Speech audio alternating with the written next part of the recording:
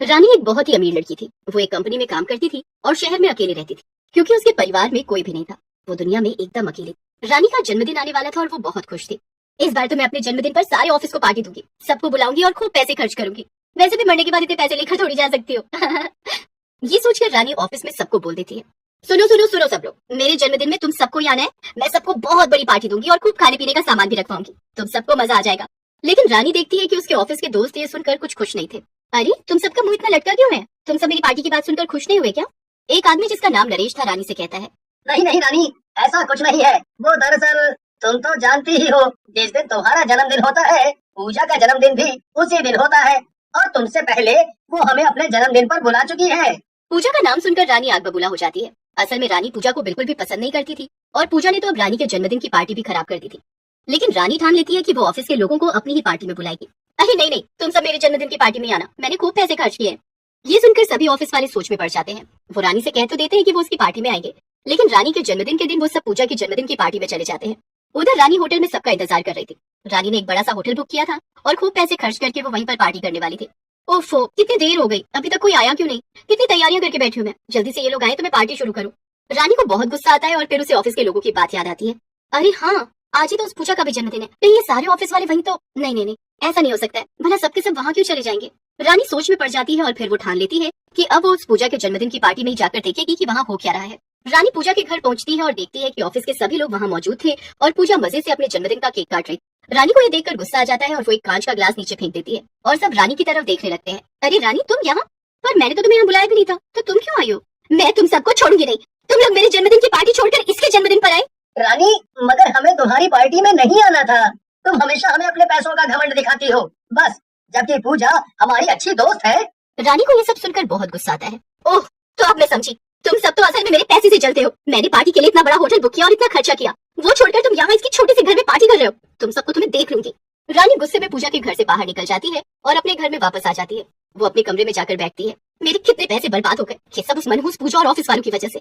नहीं, अब मैं उस ऑफिस में नहीं जाऊंगी जहाँ मेरी इतनी बेइज्जती हुई, लेकिन मैं उन्हें वहाँ भी काम नहीं करने दूंगी। उन सबको ऑफिस से निकलवा दूंगी, चाहे इसके लिए मुझे अपने सारे पैसे क्यों ना खर्च करने पड़े। पूजा गुस्से में ये सब सोच ही रही होती है कि उसे दूसरे कमरे से कुछ आवाज सुनाई देती है। ये क्या, मेरे घर में कोई और भी है क्या? ये आवाज कैसी? पूजा दूसरे कमरे में जाकर देखती है तो उसके पैरों तले जमीन खिसक जाती है। वहाँ पर दो चोर खड़े थे। अरे चिंटू, पकड़ इसे, इसने हमें देख लिया। हाँ रुक मिंटू, अभी पकड़ता हूँ। चिंटू रानी को पकड़ लेता है। क्या? नहीं नहीं, छोड़ दो मुझे, छोड़ दो मुझे। तुम दोनों तो वही जाने वाले चोर चिंटू मिंटू हो। हाँ हाँ, हम वही हैं। तूने तो हमें एक झटके में ही पहचान लिया लड़की। ये सुनकर रानी जोर जोर से चिल्लाने लगती है, बचाओ बचाओ, मेरे घर में चोर है। रानी को चिल्लाता हुआ देखकर मिंटू को गुस्सा आ जाता है और वो रानी को डराने के लिए चाकू निकालता है।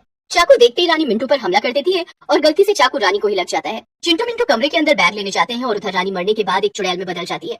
ये क्या हो गया मेरे साथ? आज मेरा जन्मदिन था और मेरे जन्मदिन के एक दिन मेरे साथ सबने इतना बुरा किया। कोई मेरी पार्टी में नहीं आया तो किसी ने मुझे जान से ही मार दिया, लेकिन अब मैं किसी को नहीं छोड़ूंगी, एक एक को पकड़कर। अच्छा, इतने में दोनों चोर सारा सामान इकट्ठा करके वहाँ वापस पहुँचते हैं और चुड़ैल को देखकर डर जाते हैं।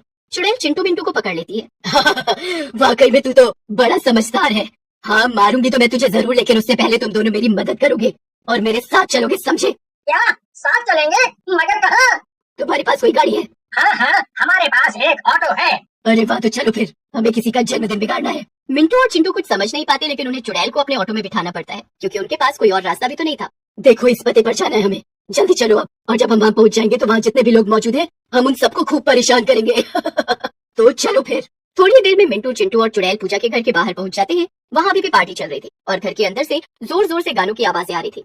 चुड़ैल चिंटू मिंटू को लेकर अंदर जाती है। अंदर उसके ऑफिस के सभी लोग नाच रहे थे और खा पी रहे थे। अचानक से चुड़ैल जादू करती है और गाने बजने बंद हो जाते हैं। इसके बाद पार्टी में मौजूद सभी लोग हवा में उड़ने लगते हैं। बचाओ बचाओ, ये क्या हो रहा है? ये हम हवा में अपने आप कैसे उड़ रहे हैं?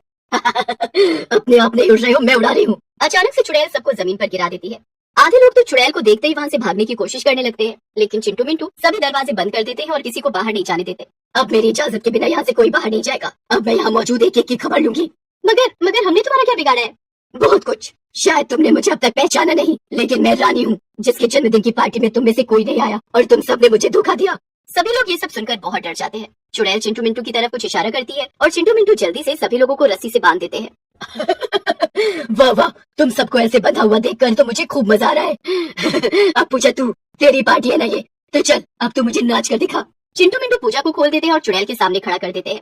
चुड़ैल गाना बजा देती है और पूजा नाचने लगती है। ये तुम ठीक नहीं कर रही हो चुड़ैल, मैं तुझे छोड़ूंगी नहीं। चुड़ैल को ये सुनकर गुस्सा आ जाता है। अच्छा ठीक मैं नहीं कर रही, और तूने जो मेरे साथ किया उसका क्या? जब तक मैं तेरी पार्टी पूरी तरह से बर्बाद न कर दूं तब तक मुझे चैन न आएगा। तो तुम सबकी ये पूजा मुझसे ज्यादा पसंद थी ना, अब मैं तुम सबको मार दूंगी, फिर तुम दोबारा कभी इसकी पार्टी में नहीं आ पाओगे। नहीं नहीं, हमें छोड़ दो, इसकी पार्टी में आना तो दूर की बात है, हम तो दोबारा कभी इससे बोलेंगे भी नहीं। हाँ हमें जाने दो। अच्छा तो फिर ठीक है, तुम सब जल्दी से ये पार्टी छोड़कर भाग जाओ, और अगर तुम में से किसी ने इस पूजा से दोबारा बात की तो मैं उसे जान से मार दूंगी। सभी लोग पूजा का घर छोड़कर भाग जाते हैं और फिर चुड़ैल भी पूजा को वहीं हवा में लटका हुआ छोड़कर अपने घर वापस आ जाती है। चिंटू मिंटू भी उसके साथ वापस आ जाते हैं। अब मैं क्या करूं? मैंने उस पूजा की पार्टी बर्बाद कर दी, फिर भी मुझे शांति नहीं मिली। लेकिन तभी चिंटू मिंटू चुड़ैल के सामने आ जाते हैं। क्या तुम दोनों अब तक यहाँ से गए नहीं? क्या लाए हो? चिंटू एक छोटा सा केक चुड़ैल को दिखाता है। एक छोटा सा बर्थडे केक, आज तुम्हारा जन्मदिन था ना, अब हम तीनों ही मिलकर तुम्हारा जन्मदिन मना सकते हैं। यही तुम्हारी आखिरी इच्छा थी ना, और वैसे भी जाने अनजाने में हमारी ही वजह से तुम्हारी जान गई थी, इसीलिए ये करना तो हमारा फर्ज था। ये सब देखकर चुड़ैल की आंखों में आंसू आ जाते हैं। तुम दोनों ने ये मेरे लिए किया, शुक्रिया। चुड़ैल केक काटती है और उसे बहुत अच्छा लगता है। अपना जन्मदिन मना लेने की वजह से चुड़ैल की आखिरी इच्छा पूरी हो जाती है और उसकी आत्मा को शांति मिल जाती है। तुम दोनों मेरा सारा पैसा रख सकते हो, तुम्हें दोबारा कभी चोरी करने की जरूरत नहीं पड़ेगी। इतना कहकर चुड़ैल गायब हो जाती है और चिंटू मिंटू को भी दोबारा कभी चोरी करने की जरूरत नहीं पड़ती।